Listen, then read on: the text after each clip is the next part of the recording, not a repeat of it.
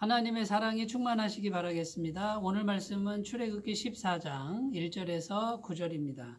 여호와께서 모세에게 말씀하여 이르시되 이스라엘 자손에게 명령하여 돌이켜 바다와 믹돌 사이에 비하히로답 곧 바알스본 맞은편 바닷가에 장막을 치게 하라. 바로가 이스라엘 자손에 대하여 말하기를 그들이 그 땅에서 멀리 떠나 광야에 갇힌 바 되었다 하리라. 내가 바로의 마음을 완악하게 한즉 바로가 그들의 뒤를 따르리니 내가 그와 그의 온 군대로 말미암아 영광을 얻어 애굽 사람들이 나를 여호와인 줄 알게 하리라 하시매 무리가 그대로 행하니라. 그 백성이 도망한 사실이 애굽 왕에게 알려지매 바로와 그의 신하들이 그 백성에 대하여 마음이 변하여 이르되 우리가 어찌 이같이 하여 이스라엘을 우리를 성김에서 놓아 보내었는가 하고 바로가 곧 그의 병거를 갖추고 그의 백성을 데리고 갈새 선발된 병거 600대와 애굽의 모든 병거를 동원하니 지휘관들이 다 거느렸더라. 여호와께서 애굽 왕 바로의 마음을 완악하게 하셨으므로 그가 이스라엘 자손의 뒤를 따르니 이스라엘 자손이 담대히 나갔습니다. 애굽 사람들과 바로의 말들, 병거들과 그 마병과 그 군대가 그들의 뒤를 따라 바알스본 맞은편 비하히롯 곁 해변 그들이 장막 친 데에 미치니라. 아멘. 오늘 말씀 2절에 보면 이스라엘 백성들이 출애굽해서 홍해 앞 바닷가에 장막을 치게 하셨다라고 이렇게 기록합니다. 지금 이스라엘 백성들 앞에는 커다란 홍해 바다가 가로막혀 있습니다. 그런데 애국 군대가 이 이스라엘 백성들을 쫓아서 쳐들어온다는 것을 이런 소식을 듣게 하셨습니다. 지금 이스라엘 백성들은 꼼짝없이 갇힌 바 되었습니다. 도망할 것이 전혀 없는 그런 신세가 되고야 말았습니다.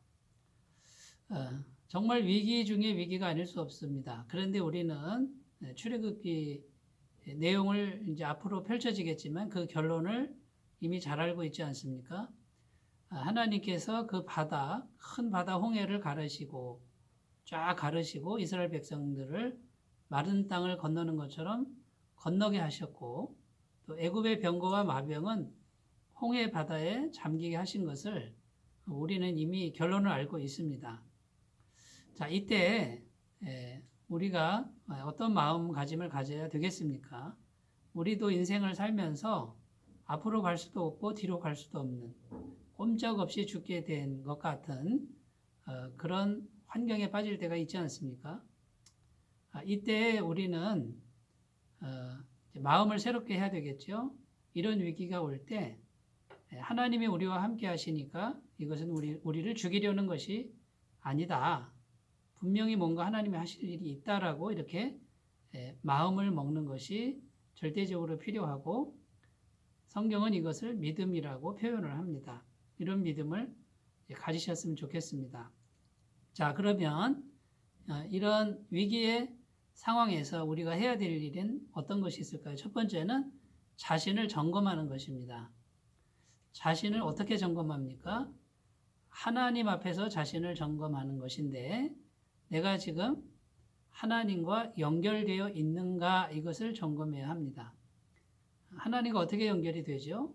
하나님이 영이시니 우리 마음 중심이 하나님을 의지하고 있고 또 하나님을 정말 도우심을 바라고 있는 그런 마음인가 이것을 살펴봐야 되고요. 하나님과 우리는 어떻게 연결됩니까? 예수 그리스도의 십자가 보혈로 완벽한 죄사함을 받았기 때문에 그것을 믿기만 하면 우리는 언제든지 하나님과 연결이 되는 것입니다. 중요한 것은 마음 중심이 순수해야 되고 진실되어야 된다는 것이죠. 그래서 첫 번째 우리가 자신을 점검해야 되는데 우리 마음이 하나님 아닌 다른 것을 바라보고 있지는 않은지 그 다음에 하나님만 의지하는 그 마음이 아니라 다른 대상을 의지하는 건 아닌지 세 번째 나의 의나 나의 노력으로 하나님과 연결됐다고 생각하는 것은 아닌지 이런 것들을 내려놓고 오직 예수님의 보혈과 그분의 사랑과 은총으로만 하나님의 은혜를 바라는 이런 마음을 새롭게 하는 것이 절대적으로 필요하다라는 것입니다. 자, 두 번째, 무엇을 점검하는 것입니까? 우리의 병기는 오직 하나님 한 분만으로 삼아야 된다라는 것입니다. 이스라엘 백성들을 보면요, 400년 이상 노예로 살았습니다. 겁이 많습니다. 언제나 위축된 사람들일 뿐입니다. 그리고 여자들과 아이들도 많습니다.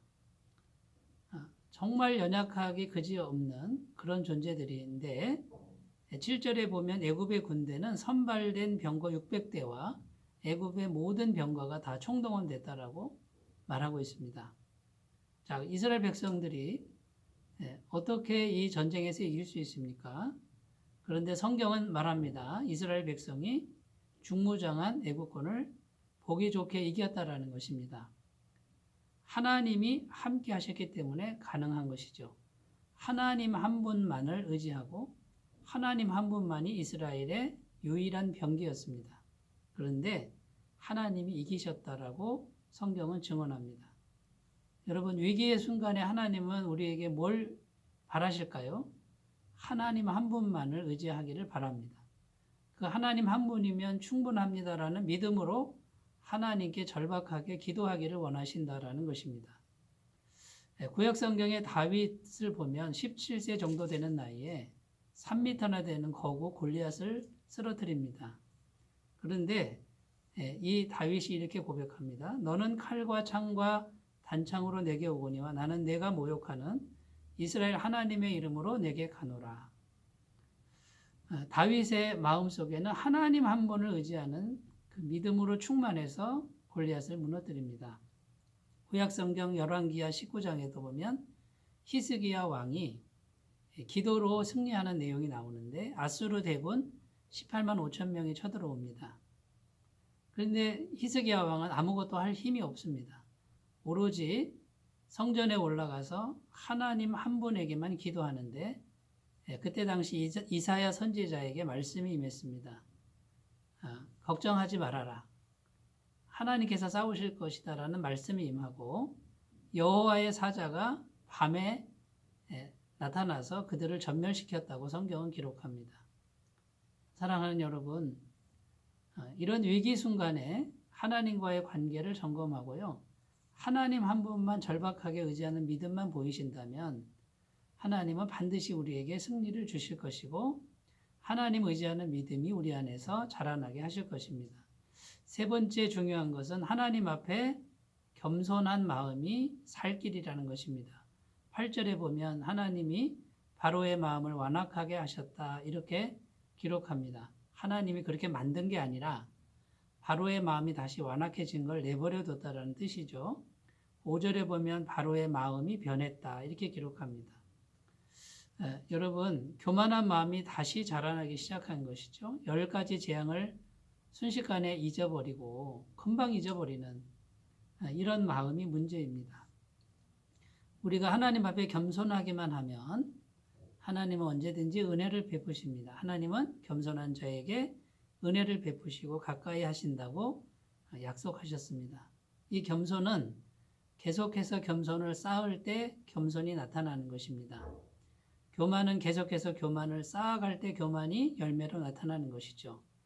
그러므로 사랑하는 여러분, 매일매일 주님 앞에서 마음을 낮추시고 주님 앞에 겸손한 마음을 쌓아가시면서 하나님의 은혜를 듬뿍 받으시기를 바라겠습니다. 어떤 목사님이 2년 동안 수원교도소 선교를 하셨는데 그 수원교도소 안에 죄인이 많지 않습니까?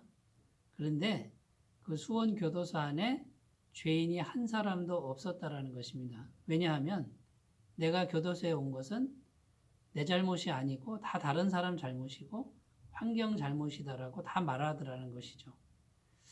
사랑하는 여러분, 모든 것이 내가 죄인이고 내 죄를 해결하신 예수님의 은혜입니다. 이렇게 고백하면 그것이 겸손한 마음이고요. 하나님의 은혜가 앞뒤 전후 좌우 위에서 아래에서 보호하시고 호위하시고 함께 하실 줄로 믿습니다.